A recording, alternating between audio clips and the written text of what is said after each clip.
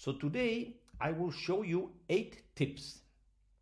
We have a big defect here. This patient underwent ESD and is taking anticoagulants, and it is a high risk of bleeding. So as I mentioned to you before, the first clip is not intended to close the defect.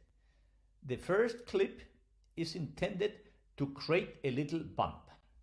So here we're approaching the defect and carefully and slowly going. Even if you cannot view, after you have found the area to clip, you release it.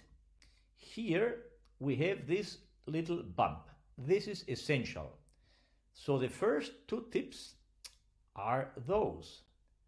Now the next clip is placed right next to the bump, as you will see here.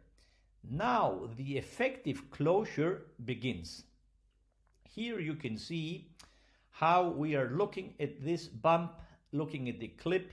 The next one is opened, closed back towards the endoscope, pulled back, and then gone towards the bump. Apply some pressure on the borders and close. This second clip is very important.